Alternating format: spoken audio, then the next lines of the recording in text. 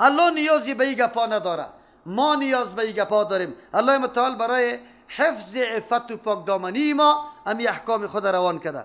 و انکحوا الایام، این دیگه وسیله برای عزیز که در زنا کسی واقع نشوه. این کدام است؟ زنان و مردانی که قابلیت نکاح را داره این را نگذاشتن. این حکم بسیار مهم حکم است که امروز با تاسف در کابل بسیار بدبختی زیاد است. ایاما هر مردی که نکاح نداره، زن نداره، و زنی که شوهر نداره، خدا کنه که از اول شوهر نگرفته، یا ایسته که شوهر گرفته بود وفات کرده یا طلاق داده، آلی به شوهر است. اکثر اطلاق ایاما سری زنای بیوه میشه، لیکن اینجا مراد مطلق زن به شوهر و مرد به زن است. اولیای اینمیا را الله وادار به این میسازه، مامور میسازه که یارا به نکاح بده، نگذاره که همینطور باشه. چرا؟ یکی از عوامل واقع شدن در زنا اینمیسته که یک دختر نمیده، او در سن جوانی رسیده است، پدر و مادر نگاه کرده رایسته.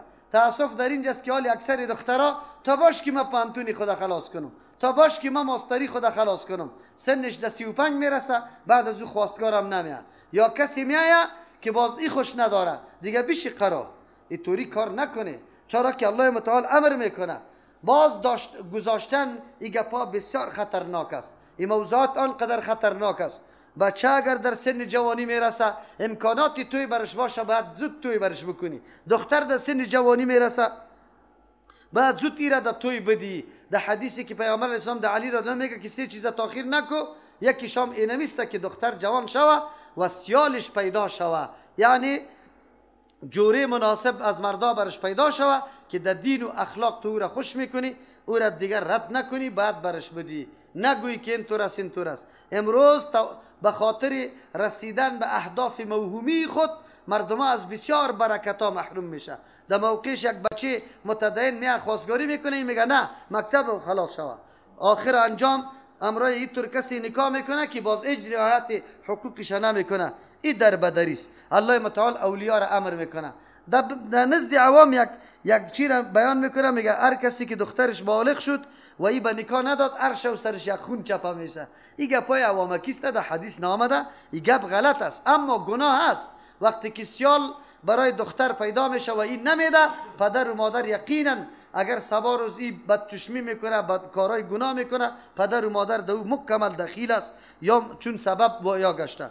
و انکحوا الایام منکم، شما به نکاح بده زنان بی شوهر یا مردان بی زنان نکاح بده، منکم از جمع خودتان، و الصالحین من عبادکم، او کسایی که صالح از بنده، من عبادکم از غلامایتان، و امایکم از کنیزایتان. خب از غلاما و کنیزا را الله صالح گفت. این دو مطلب داره.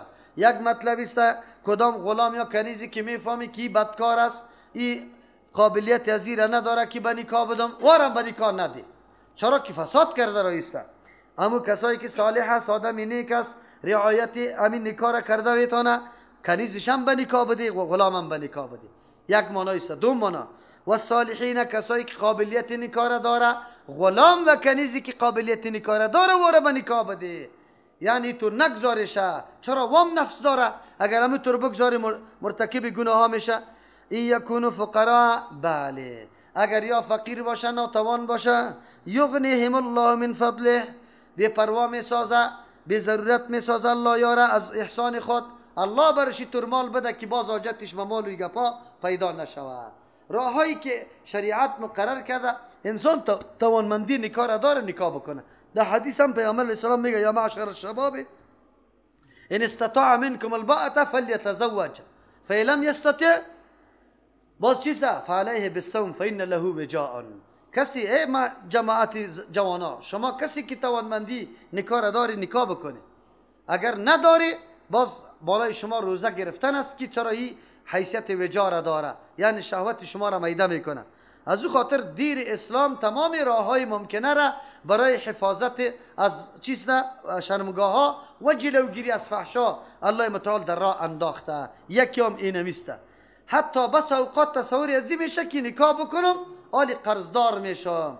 بله در زمان فعلی ما خود در بدریست، چرا که اکثری مردم مهر نمیگیره، خب برای دختر خود طلا میگیره، بجای از اینکه خودش طلا بری دختر خود بگیره و بچه خود خانه میده. توی برش میکنه، همه کارا را میکنه. با دختری خود حتی نان توی هم از چی داماد خود میگیره به مردم میده. تو چه قسم مسلمان هستی؟ ده حق بچه چقدر فداکاری میکنی، مالی تا مصرف میکنی، دختری دمی قدر حقم نداره. از چی میکنه؟ افتخارش چیست؟ در روز هفت کالایی که میبره در خانه که اینی قدر چیزا را برش خریده، تو خونه خریدی؟ دروغگوی. این خب پیسه را زمین داماد گرفتی پس برش آوردی، چه افتخار کرده رویسته؟ نه اینی که افتخار کرده که قندقرور کرده خودش مثل که یک گاو فروخته باشه خودش بخوره. در پشتونای ما همینطور است، پشتونا چیز نمیده، همونطور خشک توی میگیره، میره چی میگیره سری توی دختری خود؟ کاستر میخره، بلدینگ میخره. سالا این گپ است. به الله قسم که در روز قیامت مردم جواب میده که تو اولادت حر بود. کسی که حر باشه آزاد باشه و فروخته نمیشه، لیکن این مردم جگرگوشی خدا میفروشه. با زمین دخترک سبار است که همون گودگور دور از قرآن کریم و مسجد موافات میکنه، میگه الا در مرده پدرم ببر. بد میکنی در مرده پدر میری، پدر خود تو را حیوان فکر کرده بود، یک گو. نه لحاظ سیالکت، نه لحاظ چی مفکوری خودی تکت که تو را چی خوشی تو چی داده شوهر داده باشه. تو در کابل زندگی میکنی، اونجا در فرا داده تا. چرا؟ به خاطر که پول پیسه زیاد گرفته از پیشش. این پدر نیست، یک آدمی اجنبی است، تو را یک متاع سودای بازار فکر کرده فروخته تا در قیمت زیاد. برو دیگر نامی تور پدر یاد نکن، تیر از تور پدر. و در افغانستان همینطور پدرها زیاد است.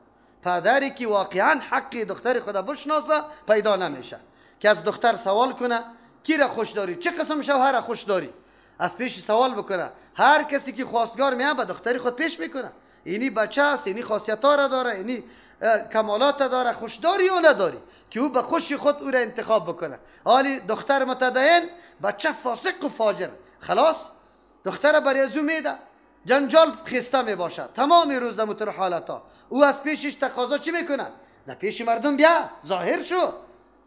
ما چطور در پیش مردم بیا؟ ما خود زنی توستم، زنی از خو نیستم. نه دوستای ما که میاد تو باید اینجا برای ما نان بیاری، چای بیاری اینجا. نعوذ بالله رقص هم سرش میکنه. اینطوری به اینطور مردمای بی غیرت دختری متدین نمیده. این کدام پدر است؟ از این که ظالم ترین شخص دیگری نیست که سر جگر گوشه خود ظلم میکنه. و دیگه ظلم چی؟ خودش هیچ حق نمیده، یک روپره، لیکن پول میگیره قند و قرود کده برای خود زندگی جور میکنه. این کدام پدر است؟ این پدر نیست، این یک آدم ظالم است، اختطافچی که دختری خود اختطاف کده و میفروشه. اونمو طور است. یقین به الله بکنی اختطافچی بسیار خوب است، شرافت داره از این پدر کده. چرا؟ اختطافچی دختر بیگانه که هیچ قرابت نداره صله رحمی را قطع نمیکنه، اجنبی را برده، اما پدر و مادر صله رحمی را قطع میکنه و غم دختر خدا نخورده. دختر در جای که سنگ پلخمان است بزن که هر جای خورد، بری تو پیسه را زیاد بیاره. این گپا است. قرآن کریم برای ما میگه که یارا به نکاح بده، سیال پیدا شد تو به نکاح بده، آلیز ادامه نده. به خاطر چی؟ سبب بدبختی میشه، خیلی سبب بدبختی، خصوصا در عصر حاضر. در عصر حاضر امرای دختر موبایل است، امرای بچه موبایل است. یک حادثه نیست، بس صدها حادثه همینطور شده. صبا خیسته که دخترت نیست، پس زنگش از دبی میاد. چقدر عالی، اگر تو غیرت داشته باشی باید بموری، باید بموری، برای تو دیگه زندگی به درد نمیخوره. خود چون که عالی مردم قطع یهود و نصارا زیاد خیشی و کسی کرده، این گپا برش چیسته معلوم نمیشه، هیچ غیرت میرت باقی نمانده، هیچ گپی نیست. دختری گریخته هیچ گپی نیست. سبا باز امو کسی که دخترش گریختاند این جمعیت قابلی قدر و عزت است، قابل احترام است. خود تنها چیست؟ دلار برش بیاره، خیر و خلاص. الله متعال میگه طور نکنیم. ای یکونو فقرا، اگر باشه فقیرا، یغنیهم الله من فضلی، غنی میسازه الله او را از احسان خود. الله ذمه زده. خو کسی که توی میکنه نگویا که الله مرا چی میکنه. یکی مجاهد فی سبیل الله را، کسی که نکاح را به نیت پاکدامنی بکنه، در حدیث همینطور میاد، کسی که نکاح را به نیت پاکدامنی بکنه نگوی که قرضدار میشم یا من ندارم، الله امدادی تا نمیکنه. یکی مجاهد هیچ وقتی طور نگویا که من چیزی پیدا نمیشه. رحمت الله خیلی فراخ است، علیمون میداند که کی مستحق دادن است. اگر تو چیزی را نداری نگوی که البته مبغوض الله استی. نه، الله متعال آن چیزی را که حکمت میدانه امو را پیش میکنه. ولیستعفف باید پاک دامن شوه، خدا نگاه کنه. الذین و مردمایی که لا یجدون نمیابه نکاحا قدرت و توانمندی نکاح را، حتی یغنیهم الله تا یکی را غنی بسازه، یعنی توانمند بسازه الله من فضلی از احسان خود. بله زمانی که اینجا که نمیابه نکاح را، مطلقی مال نیست که مال نکاح را پیدا نمیکنه. دختر مناسبه، شوهر مناسبه که مطابق ذهنی ازی باشه، فکری ازی باشه، او را پیدا نمیکنه. باید خدا نگاه کنه، انتظار کنه، صبر بکنه، الله پیدا میکنه. والذین یبتغون الکتاب، کسانی که طلب میکنه الکتاب عقد کتابت، مراد از این غلامای است که و پیش بادارای خود میایه عقد کتابت طلب میکنه. تشریح میکنم مما از غلامایی که ملکت ایمانکم مالک شده دستای راستتون، فکاتبوهم وارا مکاتب بسازی، ان علمتم فیهم اگر معلوم کردید در بین از و خیرا خبیره، و آتوهم بده برشان من مال الله از مال الله، الذی امو مالی که آتاکم الله برتون داده. ولا تکرهوا فتیاتکم، شما مجبور نکنی کنیزایتان علی البغاء بزنا کردن، این اردنا تحسنا، خصوصا زمانی که اراده پاکدامنی روا داشته باشه، لتبتغوا به خاطر شما وارا مجبور به زنا میکنه که طلب میکنه عرض الحیات الدنیا، اسباب زندگی دنیا را. و من یکرهن، کسی که مجبور میسازه این کنیزا را به زنا کردن، فإن الله یقینا الله متعال من بعد اکراههن، پس از مجبور کردن از یا غفور و رحیم، مهربان ذات است، یا را در گناه نمیگیره، رحم کننده است، چرا که یا از روی مجبوریت بادار شیر نگذاشته، بادار شیر نگذاشته، از او خاطر این کار را نکنه. امی عبدالله ابن ابی ابن سلول کنیزی خدا وادار میکرد که برو زنا کن، اعوذ بالله، زنا کو که چی پیدا شود. غلام یکی را مکاتب میگه، غلام مکاتب او را میگه که بادارش برش میگه که اینی قدر پول بر ما بیار باز تو آزاد هستی، مثلا یک لگ افغانی را بیار. این را غلام مکاتب میگه. این یدن آزاد شد، دستی شادل آزاد است، کار که میکنه برای منفعت خود میکنه، اما رقبتا گردنش تالی را از غلامی نبرآمده، قابل فروش هست. اینمی الله متعال امر میکنه که اینمی طور غلام اگر شما صلاحیت خیر دو مشاهده کردی که آدم راستی میره کارگری میتونه، پولم پیدا کرده میتونه، یا را مکاتب بسازی، در صورتی که از شما مطالبه مکاتب کردن خدا میخواه، شما مکاتب بسازی و بعد از او قطش کمکم بکنه. از همون خاطر یکی از جمله اسباب مصارف زکات کی است؟ غلام مکاتبه است. اگر غلام مکاتبه تو گیر کردی، تو پیسه زکات برش بده تا که امو اجرتی که برای بادار خود میده او را پوره بکنه تا این مکمل آزاد شود. خب البته اینجا الله متعال شرط گذاشته اگر خیر دوام میبینی، بس اوقات غلام آزاد میکنی و دیگه هم چی میشه؟ سرشار میشه، تمامی بدبختی ها از او پیدا میشه. شما اگر خیرت درش معلوم کرده بعد از عقد کتابت قطش بکنید.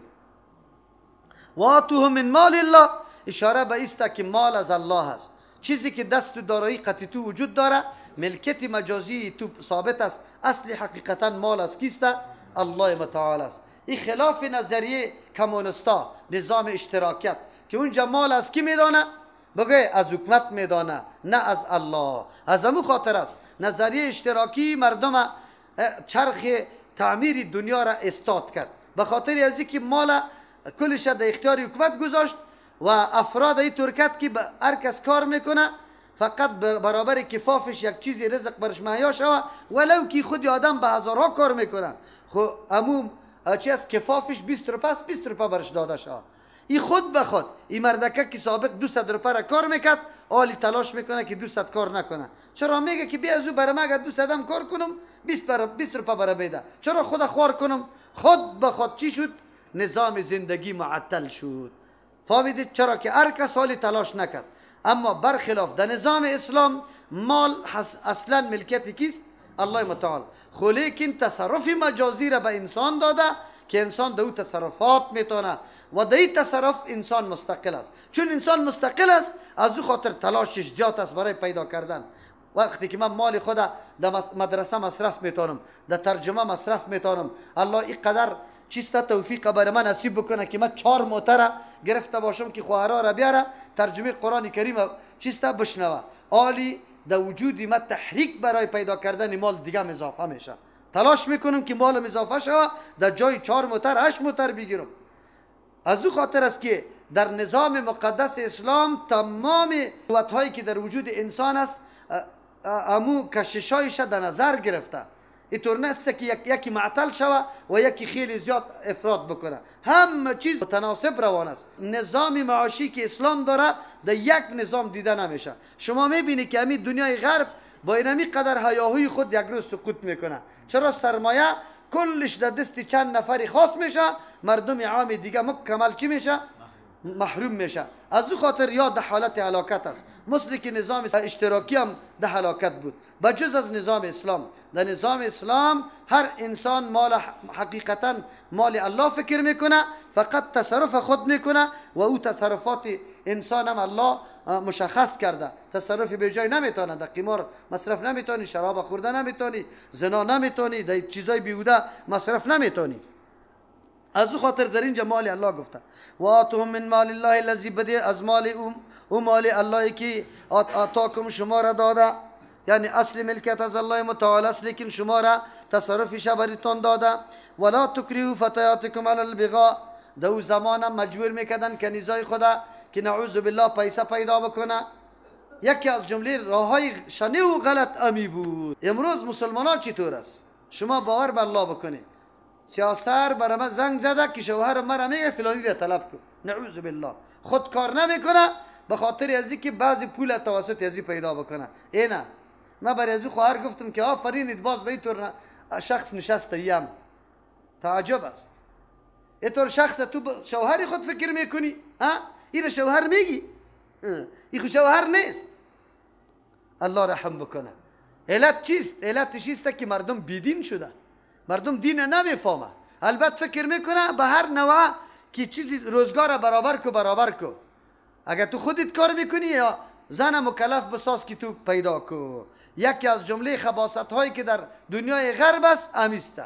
و وقتی که دختر به نکاح میگیره، به جای از اینکه بچه به دختر چیزی مهر بده، نه دختر باید یک چیزی داشته باشه، او را به نام دوته یاد میکنه.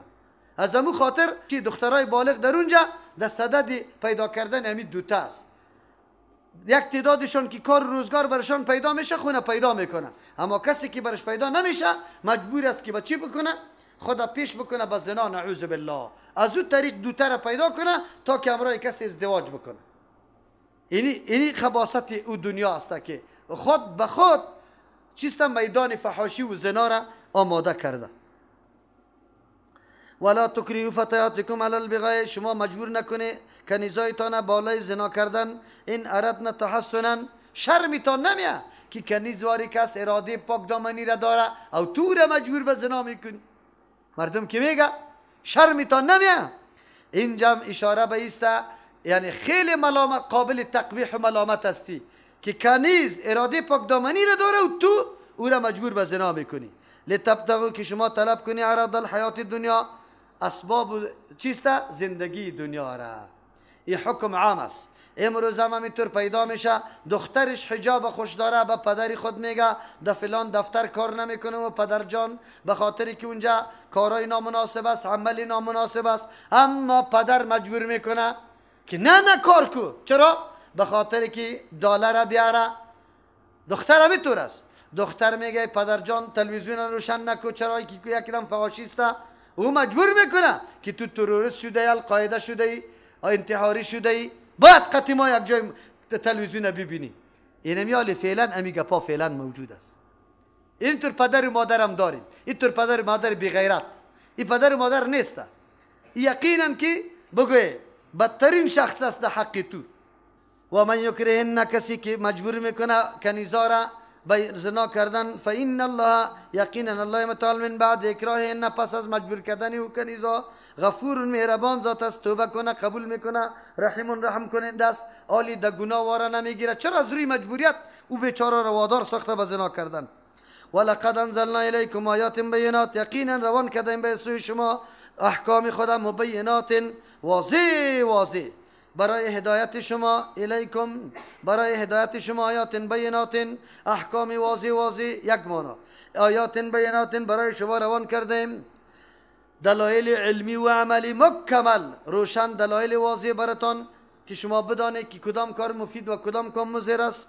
و مثلا من الذین، و برای شما روان کردیم یک مثال از او کسانی که خلو پیشتر شده من قبلکم پیش از شما، و موعظه للمتقین روان کردیم برای شما چیزی که مانع میشه از کارهای بد برای کسایی که در صدد تقوا هستند. الله میگه ما اسباب حفاظت شما را زیاد فراهم کرده، دلایل روان کردیم هدایت که شما را هدایت کنه، واضح راههای سعادت نیکبختی شما را برایتان چیست بیان بکنه. و مثلا دیگه به خاطر عبرت گرفتن، درس گرفتن، مثال از او کسانی که خلو پیشتر شده من قبلکم پیش از شما او را روان کردیم. و موعظه را هم بعضی عذابا که سری مردم آمده سبب منع شدن شما از جرایم میشه او را روان کردیم. سه قسم مسائل برای از که شما مرتکب همچون جنایات نشوی، دیطور جنایات واقع نشوی، خصوصا زنا. چرا از یک طرف قرآن خودش زنا را معرفی کرد که ساعت سبیلا است، بسیار رای بد است، زشت است. دوم برای ما بیان کرد امتهای سابقه که زنا کرده انجام عاقبتشان خیلی از بین رفته، بعد چی شده؟ ناگوار شده. باز چیزایی که اسباب ما را از گناه منع میکنه او را هم الله برای ما بیان کرده. دیگه از او خاطر ما باید از اینطور کارا جلوگیری و خودداری کنیم. الله نور السماوات والارض، الله دهنده نور است آسمان ها و زمین. الله نوری آسمان ها و زمین است. مثل نوری کمشکات، مثال نوری الله متعال به مثل یک تاقچه است فیها مصباح که دو تاقچه چراغ باشه. المصباح فی زجاجه، چراغ در شیشه یا قندیل باشه. از زجاجه تو کنها و شیشه تو بگویی کوکبون یک ستاره است دریون که می درخشه. یوقدو که در داده میشه من شجرتن که افروخته میشه از درختی که مبارکتن پر برکت است. زیتونتن که درخت زیتون است. لا شرقیتن نه در جانب شرقی است که یک دفعه آفتاب سرش میخوره دیگه نه. ولا غربیتن نه غربی است که یام یک دفعه آفتاب میخوره دیگه نه. یکاد زیتها قریب است لذی یوزی و روشن شوه ولو لم تمسس نار، اگرچه آتش هم برش نرسه. نور علی نور، روشنی بالای روشنی. یهدی الله، رهنمایی میکنه الله لنوری به نوری خود من کسی را یشاء که خوشش بیا. و یضرب الله الامثال، بیان میکنه الله مثال را للناس برای ما مردم، مضامین عقلی را به خاطر از اینکه چیزای معقوله چی پیش کنه با مثل محسوس. والله بكل شیء علیم، الله به هر چیز علم داره. الله در اینجا بیان میکنه که احکامی که سابق تیر شده کلش نور است، تعلق به نورانیت زندگی شما را داره.